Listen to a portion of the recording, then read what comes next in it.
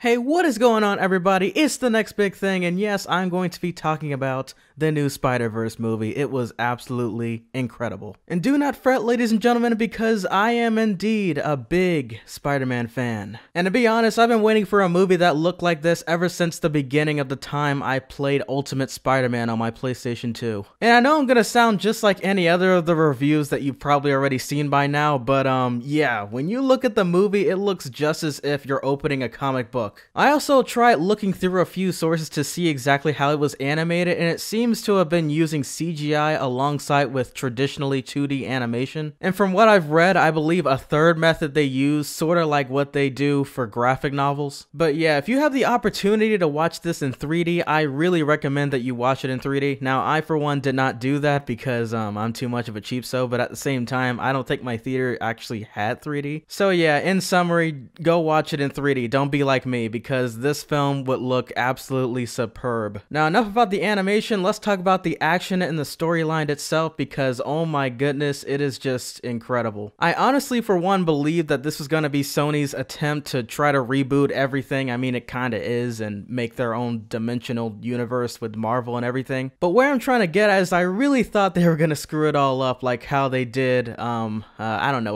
let's say, The Amazing Spider-Man. But no, surprisingly, it wasn't like that at all. It was actually kind of emotional. I got attached to the story, and some of the different alternate Spider-Mans had a really great storyline as well. Now, I for one had a bunch of comic references that went over my head while watching the film, and I felt absolutely guilty while watching it because I wish I would have caught up with some of the comics, but unfortunately I wasn't able to get all of that. But even if you're just a regular Spider-Man fan, I'm like a regular Spider-Man fan, but slightly more advanced. I need to get caught up with the classic comics. But anyways, besides that, you will still get used to and notice a lot of the references within this film. I mean, for example, there were certain designs that people in the theaters had no idea about. Like, for example, Green Goblin. They didn't believe at first that that was Green Goblin, but I knew it was just by noticing some of the original designs they did in some of the newer edition comics. But I will tell you this, I swear, in almost every single Spider-Man dimension or comic or whatever, Kingpin almost always looks the exact same. And in case people didn't notice this, Liev Schreiber was the one who voice acted for the Kingpin in this film, and he did a great job, just as good as he did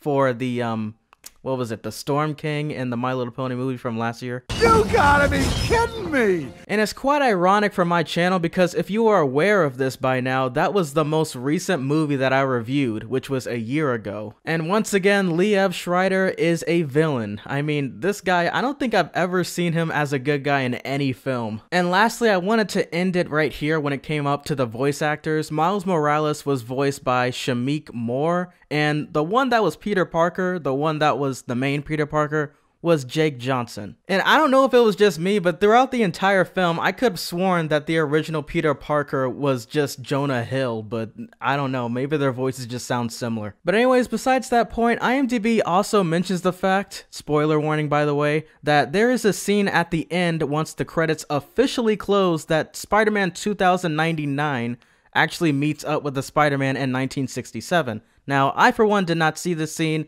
because honestly, I kind of went out of the theaters halfway the credit scene because I thought they weren't going to do it. I should have stayed, but I didn't, and I broke the code for Marvel. You never leave the theaters until it is officially over. Just, I feel stupid. But yeah, I guess I have to watch that scene whenever it comes out on YouTube. But besides that factor, that basically means that most likely there's gonna be a sequel or some sort of spinoff with this. Because come on people, you really think that Sony is gonna honestly stop right here? They just got nominated for 1 Golden Globe, 6 wins, and 13 nominations. I mean, both the fans and the critics alike love this film. I mean, it's all over the internet right now. I mean, it literally has a 98% last time I checked on Rotten Tomatoes with hundreds of reviews. And now for the final verdict, how do I feel about the film, and is it the best Spider-Man film to ever be shown in theaters? I would say it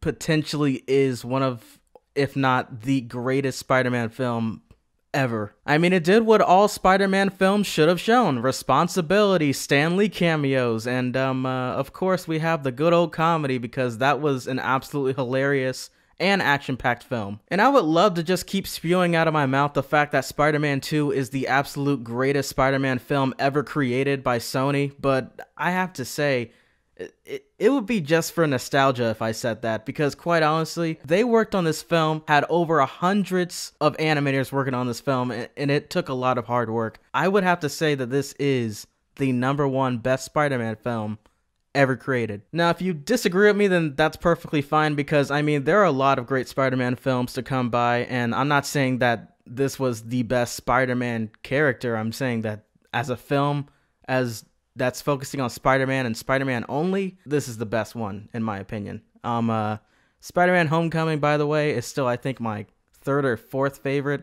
It's not better than Spider-Man 2. I don't care how many people say that it is. But I think nowadays people already know that Spider-Man Homecoming doesn't even touch Spider-Man 2 at all, so maybe I'm just talking to myself when it comes to that. Hopefully people know that it's not better. But yeah, anyways, this has been The Next Big Thing with another movie review. I believe my 2nd movie review ever on my channel, and I just had to talk about this because I am a huge Spider-Man fanatic myself, and a huge animation fanatic as well, so fanatic, blech. And yeah, I had to talk about this film. But yeah, I hope you all enjoyed this video. Please go out and see the movie and support it. I also really want to do this because, quite honestly, if I can do a My Little Pony review, come on. Spider-Man is definitely going to be on my channel. And you will be missed, Stan Lee. I think we're going to see him in Avengers Infinity War as well, but, you know, I still wanted to go see it in theaters. Anyways, catch you guys later. Peace.